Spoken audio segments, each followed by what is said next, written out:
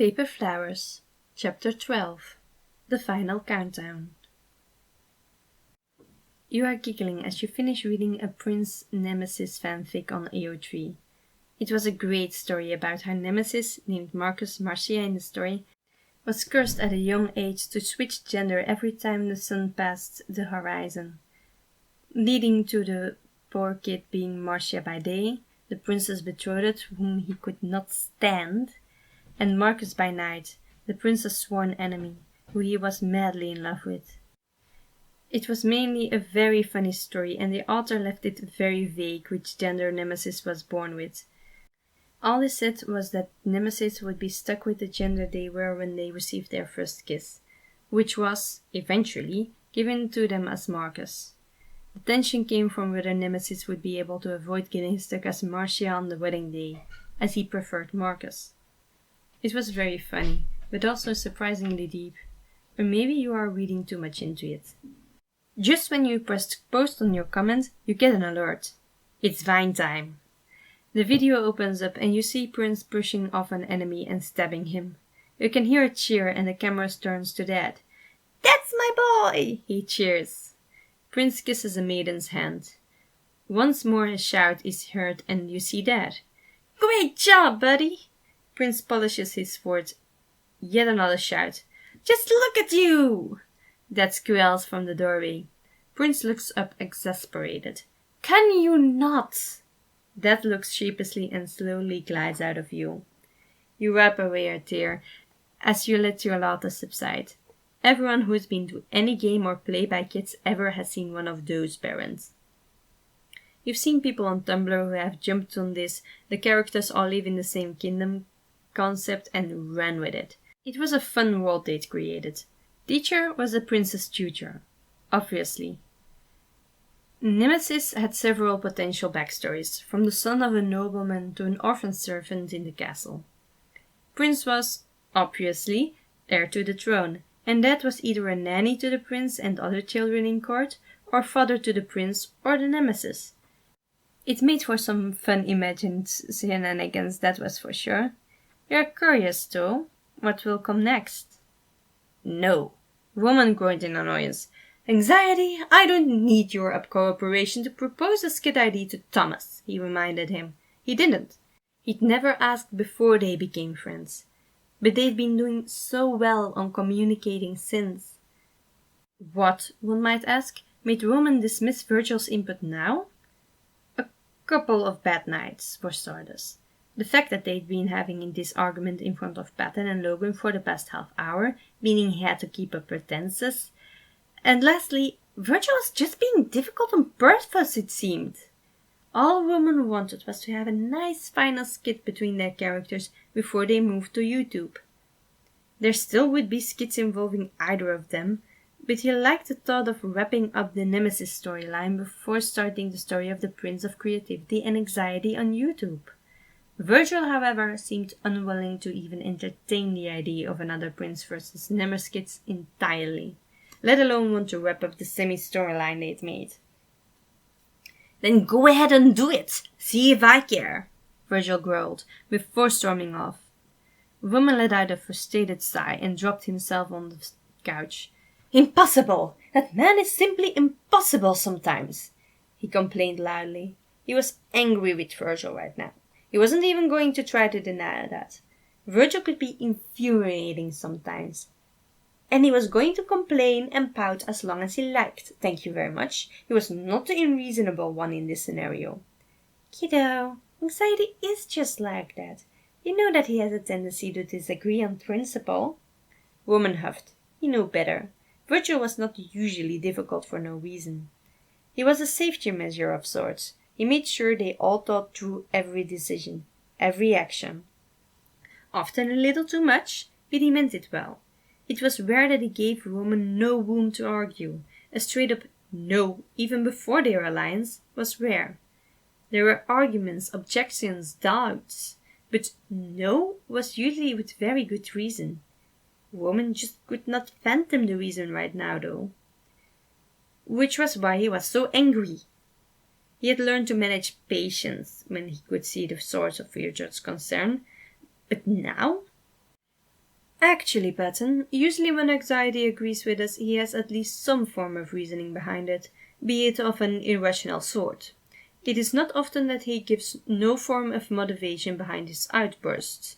This would lead me to believe that he has reasons, he just does not wish to discuss them, or maybe even might not wish to acknowledge them to himself.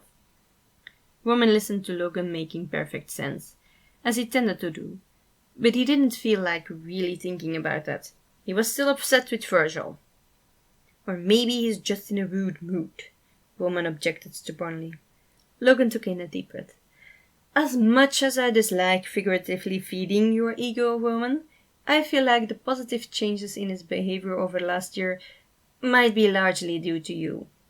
Oh, now this was something Roman was willing to pause his sulking for. He shut up and looked at Logan expectantly. Logan looked like he regretted speaking to begin with. Luckily for Roman, Patton had gotten curious. What do you mean? He asked. Roman thought there was a strange sting to Patton's voice, but he must have been mistaken, surely. Roman, you have been different ever since you asked for your memories of interactions with anxiety. What was it that you found in there? Oh no. Damn him and his promises. Roman shrugged, feigning losing interest. He saved Thomas and his friends earlier that day, and he didn't seem to consider that a big deal. So I got curious and looked back and found that most of what he said, like you mentioned, could maybe be read as trying to help somehow. Roman prayed Logan wouldn't ask more. Luckily he didn't. I see. I assume that this new information led to you changing your approach to your communication with anxiety, and this led to him being less tense around you. He let you convince him to interact with us, he made an effort to explain himself and collaborated more on your projects, Logan deduced. Could it be that to anxiety, the start of that positive change in his life is connected to the skits between your character and his? He wondered. Woman's eyes widened. What? So me ending that storyline feel like me rejecting him or something? He asked a little incredulously. Logan looked up in surprise. Well, that is a possibility, he nodded. Why was he so shocked Roman could figure stuff out on his own? He could be empathic enough for this. He might be the ego, but he was not that self-centered. Bonds with others was high on his priority list too. The poor kiddo feels like he's all alone now, Patton mused sadly. Roman got up. He was not ready to feel bad for Virgil, especially when he was being ridiculous. As if Roman would end their friendship like this. Did he think so little of him? He stormed off to his room and landed himself on his bed. He wasn't in the wrong. It was not his job to apologize. He kept repeating that to himself, but occasionally he wondered if Virgil was overthinking right now. Thinking that Roman hated him now. No, he was not in the wrong. He got to be mad if he wanted to. Virgil got to be mad with him when he got lost in a monologue and got all kinds of ideas stuck in Thomas's head without consulting anyone, making Virgil feel like he had to be the bad guy for scaring Thomas away from the ideas he loved too much to let anyone else convince him to adjust them. He'd swallowed his pride and apologized to Virgil then. So he was going to be petty and stubborn for as long as there was a knock at his door. Roman shut up and walked over to his front door and opened it. There was no one to be seen. When he looked down, though, he saw something that took his breath away. He picked up the paper purple hyacinth and the accompanying note. I know you are mad. Please let me explain before you hate me forever. I'll be waiting. Roman let out a sigh. Purple hyacinth represents sorrow and regret, and it must have been such a pain to get the paper to bend to his will like this. Now Roman had to go and meet Virgil. He put the flower in the vase along with the rest of the assembled bouquet, and hurriedly opened the door to the field. Virgil? He called out before he even closed it. The anxious man was pacing through the field, trampling a path in the ground. Luckily, the field fixed itself every time they left. Virgil looked up and his shoulders relaxed. Clearly he saw Roman's swift arrival as a good sign. His anger already fading, Roman added the hyacinths to the field to show he'd gotten his apology gift and accepted it. I thought about what I said, or didn't say, and maybe I didn't want us to stop making skits together, he rambled, playing with his hoodie sleeves and pointedly not looking at Roman. Roman let out a sigh. Logan had been on the right path then. Virgil, do you really think that I did not enjoy working on those with you? He asked. Virgil shrugged. Well, I did. Therefore, I will call upon your aid any chance I get. I actually expect you to assist me quite often in the creation of the Sanderside series and many other projects. I merely wanted to give the fans a satisfying ending to the adventures of the prince and his nemesis on Vine, he explained calmly. Virgil nodded. Yeah, I'm sorry. Really I am. I was pretty rude to you, and you did nothing to deserve it, he said softly, glancing up at Roman nervously. You are forgiven, Grim Creeper, Roman smiled reassuringly. Then he got an idea. It would let him vent the last bits of frustration, and Virgil could maybe work off some angsty energy as well. If you really feel like you'll miss the prince and the nemesis that much, though. And just like that, Roman summoned 2 swords, tossing one to Virgil, who caught it in surprise. I shall teach you the art of the blade, he declared. Virgil rolled his eyes, but smirked. Let me have it, Princey, he challenged.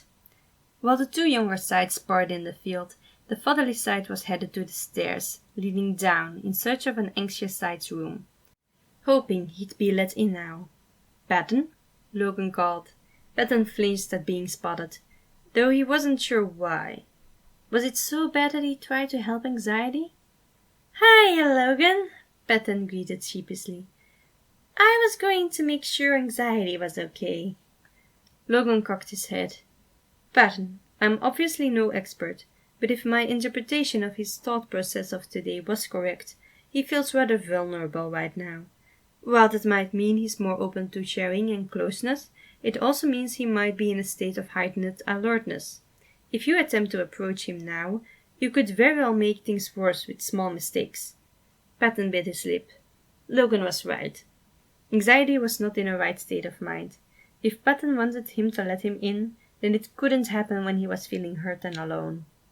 No matter how badly Patton wanted to comfort him, going in now would be for Patton's sake, not anxiety's.